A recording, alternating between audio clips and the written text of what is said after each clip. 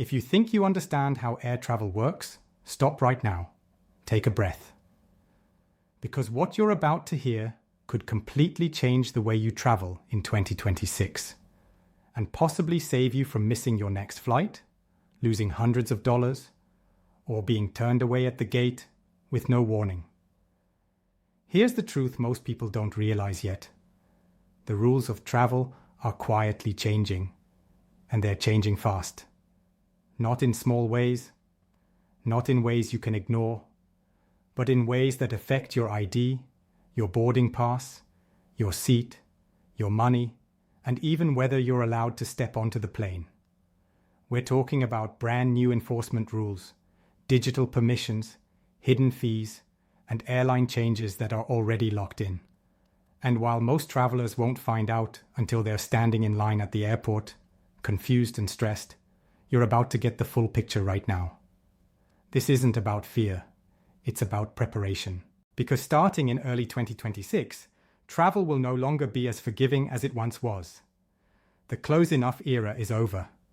The they'll let it slide mindset? Gone? And the worst part? Many of these rules won't be clearly announced at the airport. You'll only discover them when it's already too late. So let's start with the biggest change of all. One that affects nearly every American who flies domestically. The Real ID deadline. Is finally real for years? People have heard about the Real ID, that little gold star on your driver's license. The deadline kept moving. Enforcement kept getting delayed. And honestly, a lot of people stopped taking it seriously. But now, the waiting is over. Starting February 1st, 2026, the TSA will no longer let it slide. If you show up to airport security without a Real ID-compliant license or a valid passport, you won't just get a warning. You won't just get a lecture. You will be charged. Yes, charged.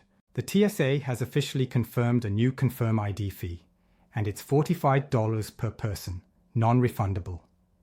That fee is for one thing only, allowing TSA agents to manually verify your identity. And here's the part most people don't realize. It's not a lifetime fix. That $45 only covers you for 10 days. Let's say you're flying from New York to Florida in February. You forgot your passport. You pay the fee. No problem, right? Wrong. If your trip lasts more than 10 days, you'll have to pay another $45 just to fly home. That's $90 wasted. And that's assuming you don't face delays, secondary screening, or missed connections due to the manual verification process. And here's the kicker. This fee doesn't speed anything up. In fact, it usually slows everything down. Travelers using this option are routed into special lines that often take 30 minutes or more. Now here's the smart move. If you don't have a Real ID, carry a passport or passport card. Either one fully bypasses the fee. No hassle, no delay, no extra charge. This is especially important for seniors and seasonal travelers, especially snowbirds, who may not realize their state ID isn't compliant. If you remember one thing from this section, let it be this. No Real ID or passport in 2026. Extra money, extra stress, and possible delays. And that's just the beginning. Because once you step outside the US, the rules get even stricter. The international rules that can stop your trip cold. Now let's talk about international travel, specifically Europe and the United Kingdom, because this is where many travelers are about to get blindsided. For years, traveling to the UK was simple. Show up with a passport, answer a few questions, and walk through. That era is over. The UK ETA rule is now fully enforced. The UK's electronic travel authorization, known as the ETA, is no longer optional or experimental. Starting February 25th, 2026, it becomes strictly enforced. No ETA, no boarding pass, no exceptions. This isn't something you can fix at the airport. Airline systems are now programmed to block your boarding pass if your passport isn't linked to an approved ETA. Even worse, this applies even if you're just transiting through the UK. If your flight stops in London on the way to somewhere else, you still need the ETA. The cost is about 16 £, around 21, and you must apply using the official UK ETA app before you travel. And no, this is not a visa. It's a digital travel authorization, but don't underestimate it. Without it, the airline literally cannot check you in. Now let's talk about money, because this next part hits your wallet hard. The UK air passenger tax is increasing. Starting April 1st, 2026, the UK is raising its air passenger duty, especially for travellers flying premium economy, business, or first class. If you're someone who pays extra for comfort, more legroom, wider seats, easier boarding, you're about to feel it. In some cases, the tax increase alone can exceed $200 per ticket. And here's the part airlines don't advertise. This tax only applies to flights departing the UK. That's why savvy travellers are now flying into London but out of Paris or Dublin, where the tax structure is far less aggressive. It's not about luxury. It's about knowing where your money is quietly being drained. Now let's move deeper into Europe, where a much bigger system is being rolled out. Europe's new entry system is watching everything. Starting in 2026, the European Union's entry-exit system, EES, becomes fully operational. This replaces passport stamping entirely. No more ink stamps, no more casual border checks. Instead, you'll use biometric kiosks that scan your face, your fingerprints, your passport, your entry and exit dates. The system automatically tracks how long you stay. That means no more accidental overstays. If you stay 91 days instead of 90, the system knows instantly. And once it flags you, there's no arguing your way out of it. For older travelers, this system can be intimidating. The kiosks are tall, the screens are sensitive, the fingerprint readers require firm placement. Here's the key advice. Take your time. Do not let anyone rush you. Mistakes can cause delays or misreads. And before you panic, no, you do not need Europe's upcoming travel authorization yet. The ETIAS system is expected later in 2026, not at the start of the year. And here's the good news. If you're over 70 years old, the ETIAS fee is waived. You still have to apply, but you don't have to pay. If any website tries to charge you for it, you're on the wrong site. And finally, one more international warning that's catching people off guard. Brazil requires a visa. Again. If you're traveling to Brazil in 2026, even on a cruise, you must have a visa. This rule returned in 2025 and is still active.